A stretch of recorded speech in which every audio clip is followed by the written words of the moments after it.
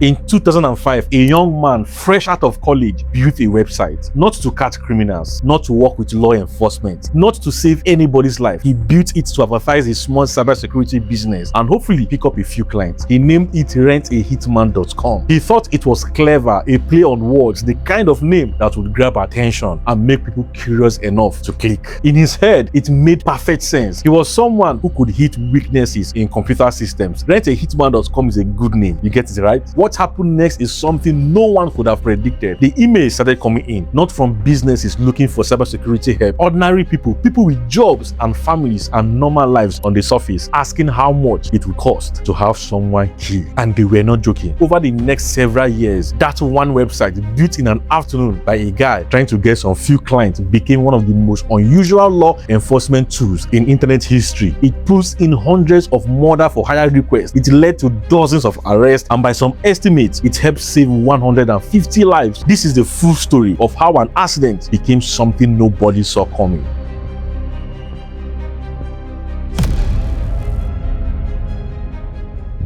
Before we progress, let's get to know who Bob Ennis was. Bob Ennis graduated from college in early 2000s with a degree in information technology. He was not rich, he was not connected. He was a regular young guy trying to figure out how to build something for himself in a world that was just beginning to understand what the internet could do. He had a skill that felt relevant. Cybersecurity was starting to become something. Businesses cared about it. Companies were beginning to understand their computer system had weaknesses, and that those weaknesses could be found and exploited by people who knew what they are doing. Bob knew what he was doing, and he wanted to find clients who needed someone like him. His plan was simple: build a website, make it memorable, get people curious enough to reach out. The name he landed on was RentAHitman.com. In his mind, it was a joke, a bit of dark humor that he thought would make people smile and remember him. He was someone who could hit weaknesses in a system, a hitman for your cybersecurity problem. He genuinely thought it was the kind of clever name that would set him apart, not knowing what was coming after. He built the site, put up some basic information about his services, and then went back to his life, expecting maybe a few inquiries from businesses who appreciated the creative branding. The site sat quietly for a while. Not much traffic, no many visitors, just another small website floating around in the internet doing nothing. And then the email started. The first one that made him stop was a message asking him how much it would cost to have a cheating spouse taken care of. You know what that means? Meaning unaliving a spouse. Bob read it and assumed it was someone messing around. The internet was full of people like that. He ignored it and moved on. Then another one came in, someone asking whether he could make a business rival disappear before an important deal closed. Again, Bob thought it was someone playing games. He deleted it. But then more arrived, and the tone was different from anything you could expect from someone just trolling a random website. These messages were specific, they were detailed, they include names, location, schedules, reasons, personal grievances, laid out with the kind of detail that only comes from someone who had been sitting with something for a long time. They were not jokes, these were real people with real intentions, reaching out to what they believe was a real service. Bob sat back and thought what he was looking at. He was not a law enforcement officer. He had no training in how to handle something like this. He was just a young guy who had built a website to advertise IT services and had accidentally wandered into something he was completely unprepared for. The question he kept coming back to was the same one most of us would ask in that situation. What do I do with this? He could ignore it, delete everything, and pretend it was not happening. That was the easy option, the one that required nothing from him and kept him completely out of whatever this was becoming. Or he could do something about it. Bob thought about the people on the other end of the emails, not the ones sending them, the ones being talked about in them. Real people going about their lives with no idea that someone they knew had just submitted a request to have them killed through a random website on the internet. He made a decision. He started forwarding the image to law enforcement. What happened next surprised even him. The police took it seriously. They opened investigations. They started making contact with the people who had sent the messages, and in several cases they made arrests. The people who had written to Bob had made almost every mistake imaginable. They used their real names, their real email address, their real phone numbers. Some of them include their home addresses in the message. Others describe their targets in enough details that finding those targets would have taken investigators very little time at all. They thought they were being careful. They thought they had found a discreet professional service tucked away in a quiet corner of the internet. In reality, they had handed a complete stranger every piece of information needed to identify them and report them to the police. And that is exactly what Bob did. The first few times it happened, Bob was genuinely shaken by it. The idea that a name he had come up with as a joke was pulling in people who were serious about having someone murdered was not something he had any frame of reference for. But as the arrest started coming through, and as he began to understand the impact of what he was doing, something in him shifted. He started to see the website differently, not a mistake or an embarrassing accident, but as something that was actually working, not in a way he originally intended, but working in a way that mattered far more than landing a few cybersecurity clients ever would have. He decided not to shut it down. Instead, he decided to go further.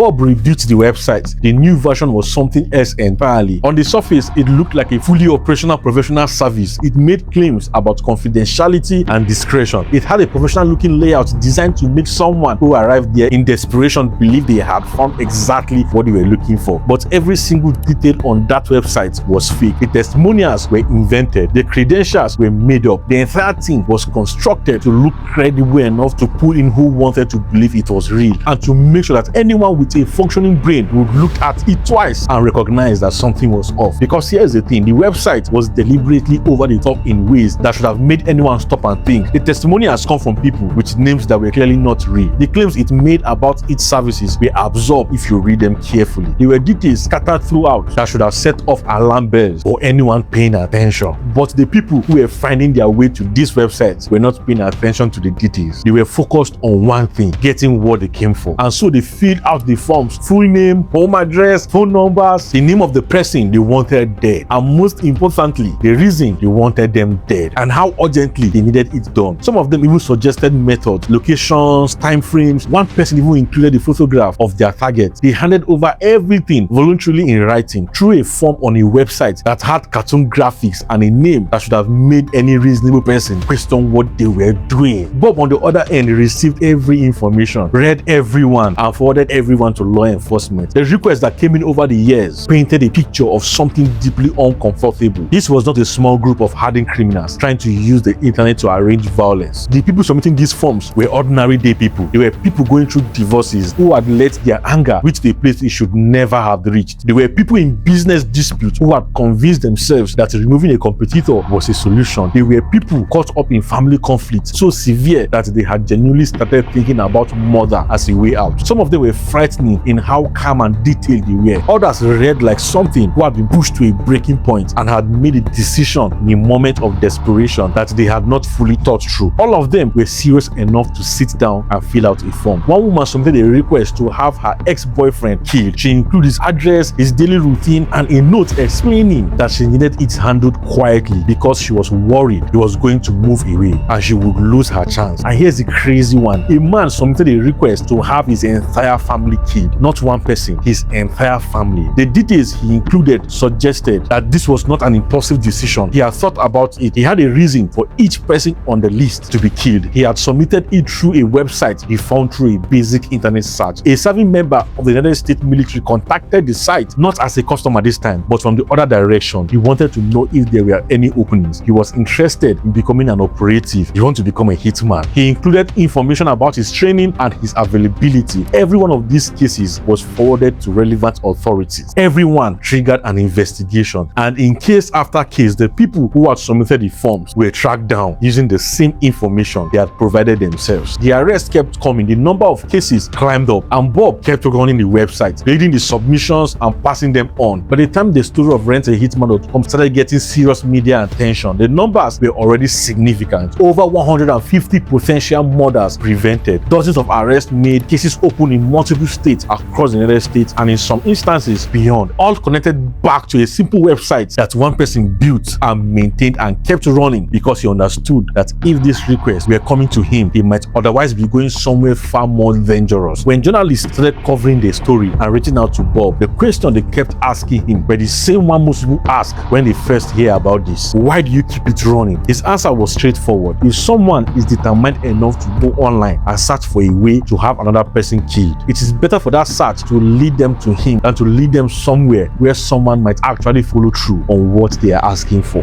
That logic is hard to argue with because the alternative is real. Dark web marketplaces had existed where murder for hire services are offered, and the people sending requests to Bob were the same kind of people who might have found those other places if RentAHitman.com had not been sitting there in the search results waiting for them. Bob was never paid for any of this. He never received funding from law enforcement. He never had a formal agreement with any police department or federal agency. He just read the emails, forwarded the information, and let the system do what it is supposed to do with it. What the story of this website reveals goes beyond Bob and beyond the website itself. It shows something about the internet that most people understand on some level but rarely think about directly. The internet does not change what people are capable of. It just makes it easier to act on it. The anger, the desperation, the willingness to consider violence as a solution to a problem, none of that came from the internet. Those things existed long before anyone had the computer. What the internet did was give people a place to act on those feelings with a perceived sense of anonymity and a distance that made them feel safer doing it. You were not standing in front of someone asking them to arrange a murder. You were sitting alone at a screen filling in a form. That distance made it feel less real, less serious, less like the thing it actually was. And that distance is exactly what got them caught. Because the form they were filling at RentAHitman.com was connected to a real person who was reading every word and sending it directly to law enforcement. Imagine the opposite was the case. Crazy things would have happened. 150 people are alive today who might not have been if a young IT graduate had chosen a different name for a cybersecurity website in 2005. Isn't this amazing? None of them knew who Bob is. None of them knew the website existed. None of them have any idea how close things came to going a completely different way. But they are alive, and that is the part of this story that sits with me more than anything else. If you enjoyed this story, drop a comment below because I have been through a lot of true crime cases putting this channel together, and this one gets me every time I think about what it actually represents. Over 150 people still alive because of a website name that was supposed to be a joke. Drop your thoughts below, and here's the crazy part: I read every single comment. The next video is already waiting. Do not miss it. See you there.